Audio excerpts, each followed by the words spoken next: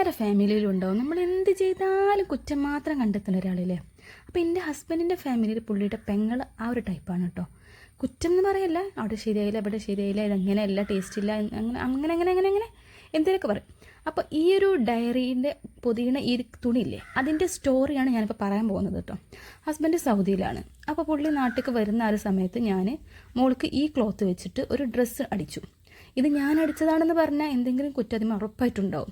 അപ്പോൾ പുള്ളി ഗൾഫിൽ നിന്ന് കൊണ്ടുവന്നതാണെന്ന് കാണിക്കാൻ വേണ്ടിയിട്ട് പുള്ളി ബാഗ് റൂമിലേക്ക് വെച്ച സമയത്ത് ഞാൻ വേഗം ബാഗിൻ്റെ അകത്തോട്ട് ഈ ഡ്രസ്സിൻ്റെ കൂടെ തന്നെ ഒരു റിബൺ ഉണ്ടായിരുന്നു, ഒരു സ്ക്രഞ്ചീസ് ഉണ്ടായിരുന്നു, പിന്നെ 2 ക്ലിപ്പും ഉണ്ടായിരുന്നു, ഒരു ബാഗും, അതിനകത്ത് മാല, ബ്രേസ്ലെറ്റ്, പിന്നെ എന്തായിരുന്നു റിങ്, കമ്മൽ, അങ്ങനത്തെ യൂണിക്കോൺ തീമിലുള്ള എല്ലാ ഐറ്റംസും ഞാൻ അതിനകത്ത് വെച്ചിട്ട് ഹസ്ബൻഡിൻ്റെ ബാഗ് കൊണ്ടുവച്ചു കൊടുത്തു. അതായത് പുള്ളി കൊണ്ടുവന്നതാണ് കാണിക്കാൻ വേണ്ടിയിട്ട്. എന്നിട്ട് പുള്ളി ബാഗ് തുറന്നപ്പോൾ സംഭവം അതിനകത്തുണ്ട്. അപ്പോൾ എല്ലാവർക്കും ഭയങ്കര ഇഷ്ടമായി. ഭയങ്കര ഭംഗിയുണ്ടല്ലേ കാണാൻ, ഭയങ്കര സോഫ്റ്റ് ക്ലോത്താണില്ലേ എന്നൊക്കെ പറഞ്ഞിട്ട് എല്ലാവരും ഭയങ്കരമായിട്ട് ഹാപ്പിയായി.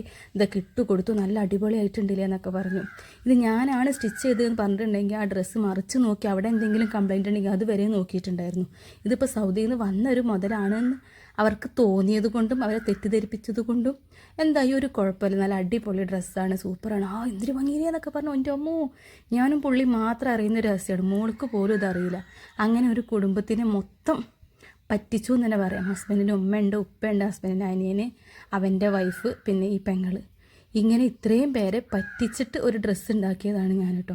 അതിൻ്റെ ബാക്കി ക്ലോത്താണത്. എനിക്കൊരു യൂട്യൂബുള്ള കാര്യം ഇപ്പോഴും അവർക്കാർക്കും അറിയില്ലാത്തതുകൊണ്ട് ഇതവർ കാണൂല എന്ന് ഞാൻ വിശ്വസിക്കുന്നു. എൻ്റെ വീട്ടിലും എനിക്ക് യൂട്യൂബ് ഉണ്ടെന്ന് അറിയാമെന്നല്ലാതെ അതിൻ്റെ പേര് പോലും ആർക്കറിയില്ല. അതുകൊണ്ടാണ് ഞാൻ അതിന് മുമ്പ് ഒരു വീഡിയോയിൽ പറഞ്ഞിട്ടുണ്ടായിരുന്നത് എൻ്റെ സബ്സ്ക്രൈബേഴ്സ് ഫുള്ള് ജെന്യുവിനാണ്, ഒരാൾ പോലും എനിക്കറിയുന്ന ആളില്ല എന്നുള്ളത്. എൻ്റെ വീട്ടിലുള്ളവർക്ക് പോലും എൻ്റെ യൂട്യൂബ് ചാനലിൻ്റെ പേരെന്താണെന്ന് അറിയില്ല. അപ്പോൾ അങ്ങനെയാണ് ഇതിൻ്റെ കഥ എന്ന് പറയുന്നത്, ഈ ക്ലോത്തിൻ്റെ കഥ എന്ന് പറയുന്നത്. നമ്മൾ കഴിഞ്ഞ ദിവസം ഒരു കുഞ്ഞിപ്പെണ്ണിന് ഹാമ്പർ ഉണ്ടാക്കി കൊടുത്തപ്പോൾ എൻ്റെ മോള് തുടങ്ങിയതാണ് അവൾക്കും വേണം ഡയറി. അതാണിത്.